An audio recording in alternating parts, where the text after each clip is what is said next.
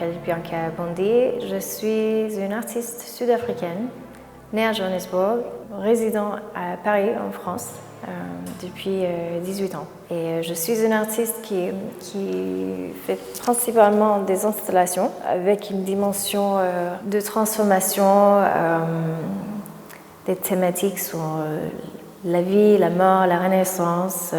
J'utilise beaucoup de matières qui sont vulnérables, volatiles, des éléments organiques. Il y a toujours un message optimiste, d'espoir.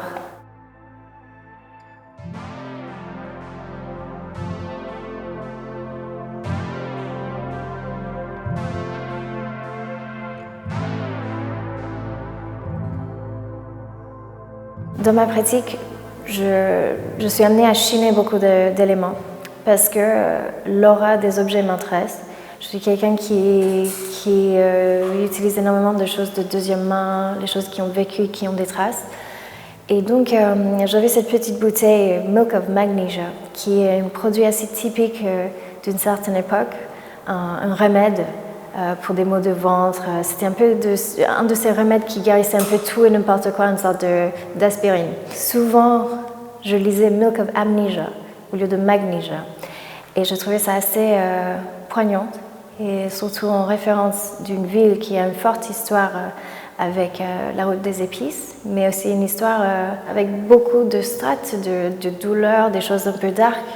Et cette importance de se souvenir. Et donc, pour moi, c'était la point de départ. Ce titre qui est énigmatique, qui regroupe plein de choses, et une sorte de lait, quelque chose qui nous rappelle la mer au sens maternel, une liquide pur, blanc, qui guérisse, mais qui guérisse quoi? Des troubles d'oubli ou voilà, donc voici mon titre. Quand je lisais sur l'histoire et quand j'avais visité la ville rapidement, quelque chose qui m'est venu à l'esprit, c'était tout de suite la richesse des épices, parce que l'épice est toujours politique. Et vu qu'auparavant j'avais fait une exposition en 2018, une exposition personnelle à Saint-Étienne qui analysait, qui mettait en jeu la relation entre ce qu'on consomme et la psychologie, ça s'appelait Diet and Psychology justement. C'était pile au moment où on consommait beaucoup de blogs sur des manières New Age de se guérir avec des superfoods. C'était pile au moment de l'explosion en France des super éléments.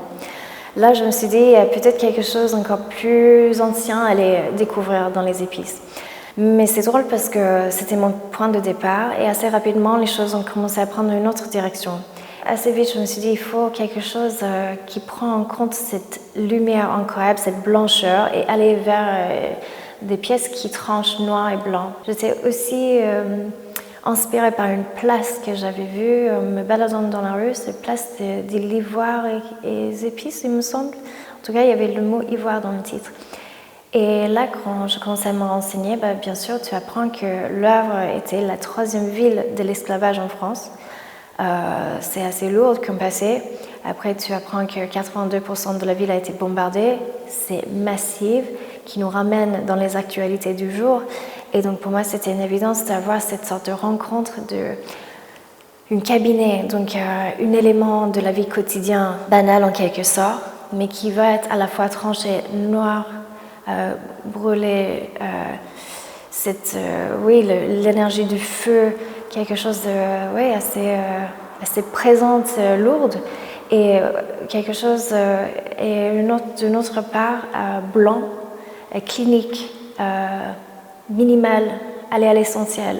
Et donc j'aimais bien cette contradiction. C'était important pour moi de me nourrir de l'histoire de cette ville, de me rendre compte que il y a tellement de choses et on essaie de juste continuer comme partout. On essaie de continuer avec la vie et après il y a des petits moments qui nous rappellent ces choses qu'on a essayé de supprimer, laisser en dessous. Il y a des strates et c'est important de pas nier ces choses.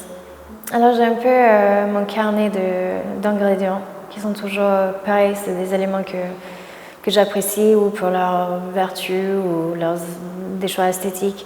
Par exemple, on remarquera qu'il y a pas mal de plantes suspendues, ça s'appelle des amarantes. Et c'est une plante, déjà elle est un peu étrange, elle est assez belle, mais surtout c'est une plante qui était beaucoup utilisée par la culture mayenne dans les rituels de mort pour assurer un bon passage entre ces royaumes. Particulièrement dans cette exposition, on va remarquer plusieurs orchidées. Et les orchidées, où on le sait ou on ne le sait pas, mais c'est très lié à la vanille, l'histoire de la vanille. Une histoire magnifique où ça fleurisse pour un jour et c'est pollinisé que par les abeilles. Donc il y a une histoire assez beau d'un garçon, un esclave de 12 ans, Albert Abies, qui lui comprend parce qu'il a observé sûrement les abeilles faire. Il va avec ses doigts et il pollinise la plante. Et c'est grâce à lui qu'on comprend comment commercialiser cette plante exotique, magnifique, qui poussait depuis une vingtaine d'années sur l'île de la Réunion où il était, sans que les gens sachent comment on peut avoir la fleur. D'avoir cette présence de la fleur, ça nous pose la question, mais qu'est-ce qu'elle fait là dans une expo qui parle de la ville, des épices, et j'espère que ça nous fera apprendre l'histoire de ce garçon remarquable qui est très lié, encore une fois, aux politiques des épices. Par exemple, il y a une pièce dans l'exposition, c'est une cabinet pharmaceutique noire avec une seule fleur, une lys qui sort. Et je me posais la question, si tu as le cabinet noir toute seule, tu dis c'est un peu dark. Mais dès qu'il y a la fleur, d'un coup, c'est cette lueur d'espoir qui nous fait rester un peu plus longtemps. Et c'est drôle parce que c'est juste une fleur, une tige, mais ça change tout. Ça nous donne la poésie pour confronter les choses face à face. Donc, au premier étage, on a cette installation qui, comme je disais, est une sorte d'espace liminal très blanc avec la présence de cette armoire noire. C'était une manière pour moi de réenchanter des objets banals du quotidien. Un placard pour un enfant, c'est un objet merveilleux. C'est là où on se cache, c'est plein de mystères.